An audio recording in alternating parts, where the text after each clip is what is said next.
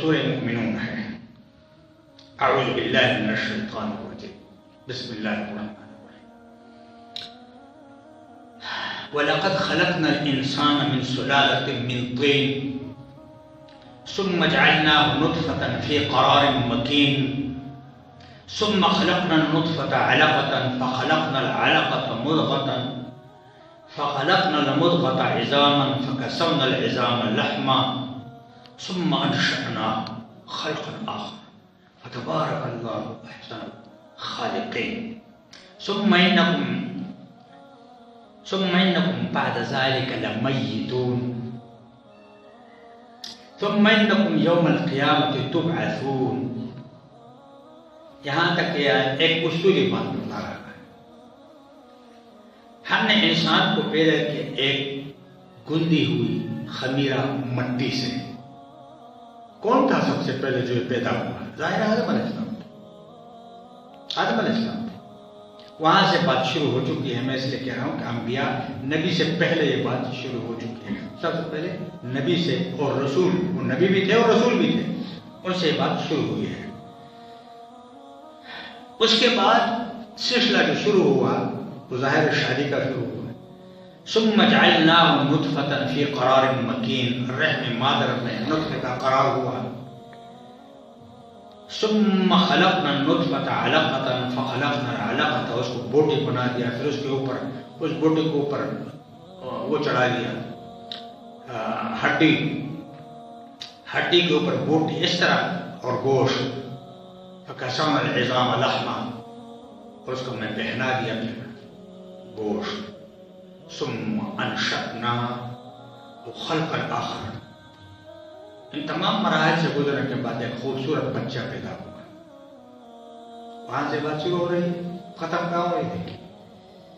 فتبارک اللہ احسن الخالقین، اللہ مبارک ہے جس نے اس طرح پیدا کیا۔ اس کے بعد ثم انکم بعد ذلک لمیتون، یہ آپ کو آپ کی زندگی کا وہ درجہ بدرجہ بتلا رہا ہے اللہ پاک کہ آپ کیا تھے، اب کیسے گزرے گی اور کیا ہوگا۔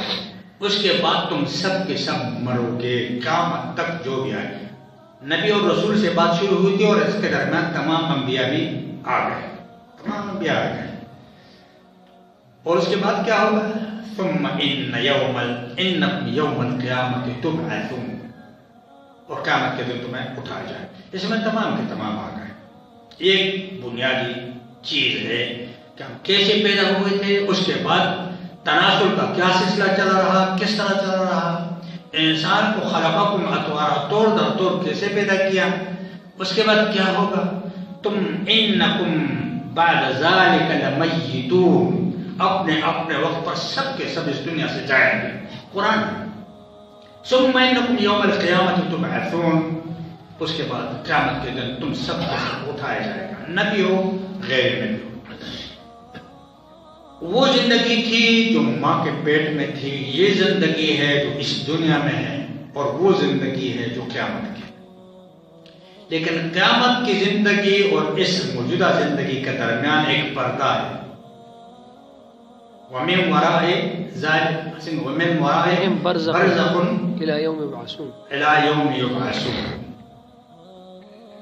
قیامت کو اٹھائے جائیں گے، لیکن قیامت سے پہلے ایک پردہ بھی ہے، ایک ایسی دیوار ہے کہ آپ اب واپس دنیا میں نہیں جا سکتے، اب اس میں رہیں گے۔ اس لیے خصوصی ذکر اس کا نہیں ہوا کہ وہ مستقل کوئی چیز نہیں ہے۔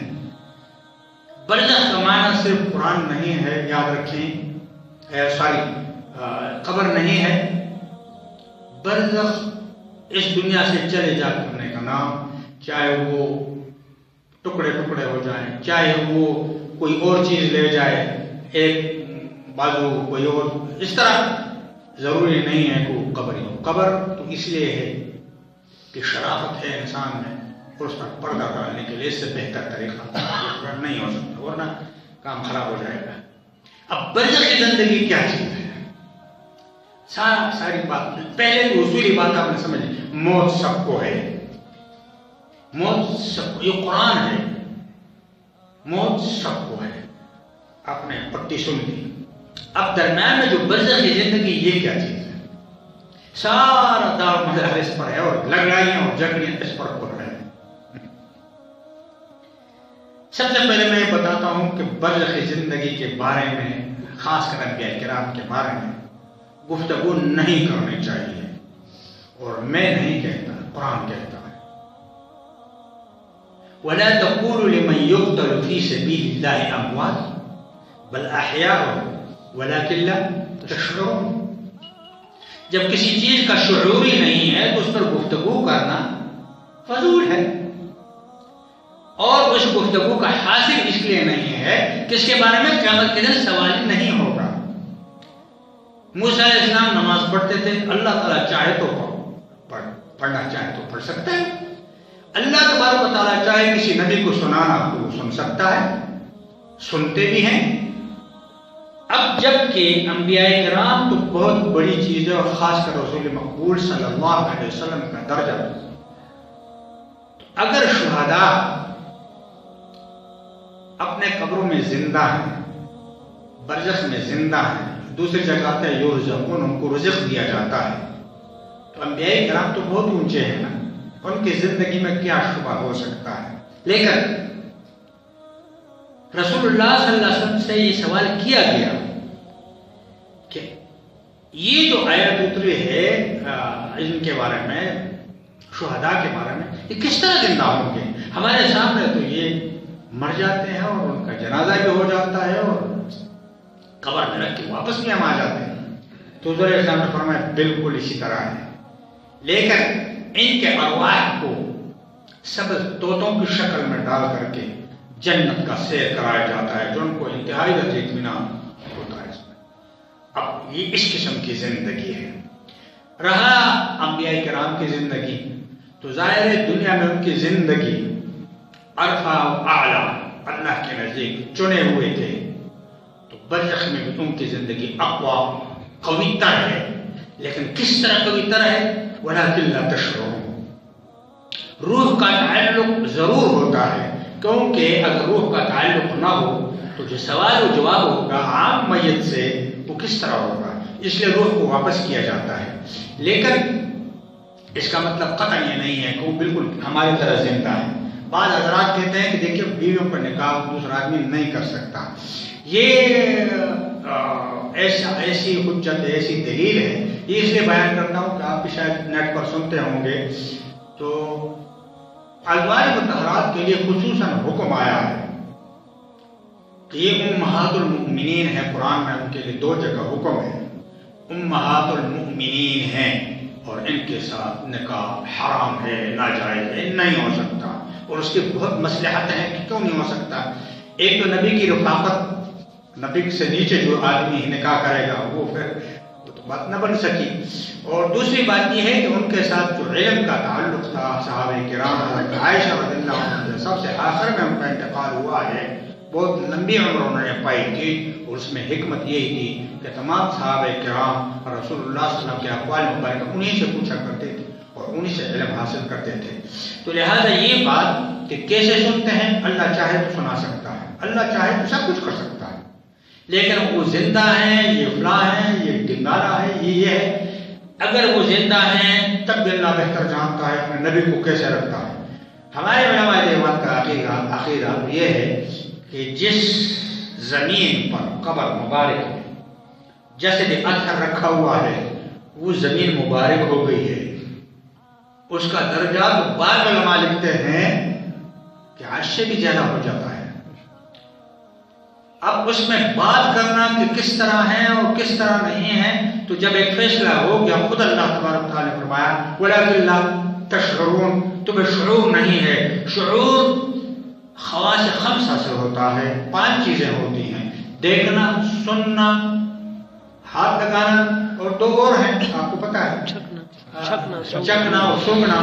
آئے 5 چیزیں وہاں ہیں، ہو سکتی ہیں آپ کو، اور 40 یہ چیزیں ہو سکتی ہیں۔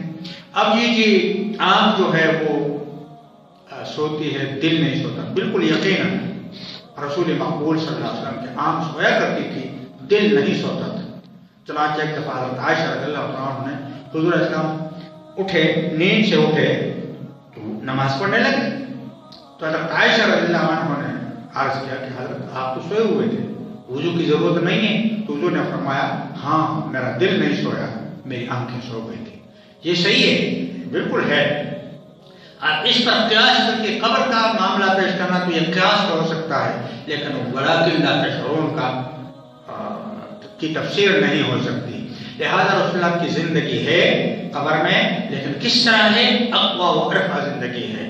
جس طرح عام لوگوں کے ساتھ روح کا تعلق ہوتا ہے، ظاہر ہے اس سے بہت درجے اونچا، ارفع، اعلیٰ، جو میرے اور آپ کے ذہن میں یہ چیز نہیں آ سکتی کہ وہ کتنا ارفع و اعلیٰ ہے، اور اس پر زیادہ سوال اور کراس کوشچن کرنا اور یہ کرنا وہ کرنا، ایسی بات بعض اوقات زبان سے نکل جائے گی کہ بہت نازک، میں ہمیشہ عرض کرتا ہوں باتیں کرنے کے لیے بہت ہیں، مناظرہ کرنا میری عادت نہیں ہے، مناظرے میں حق کی تلاش نہیں ہوتی، مقابل کو زیر کرنا ہوتا ہے، تو زیر کرنا، میں کمزور آدمی ہوں، عمر بھی میری زیادہ ہے تو برداشت نہیں کر سکتا، لیکن بڑی تحقیق اور غور و خوض اور اساتذہ سے مشوروں کے بعد اس پر بات چیت کرنا جو ہے وہ زیادتی ہے۔ مناظرہ تو بہت بڑی بات ہے، یہ بہت غلط باتیں ہیں۔ بالکل جو کوئی کہے اللہ تعالیٰ کے لیے کوئی مشکل نہیں ہے، وہ پہاڑ ہٹا کر کے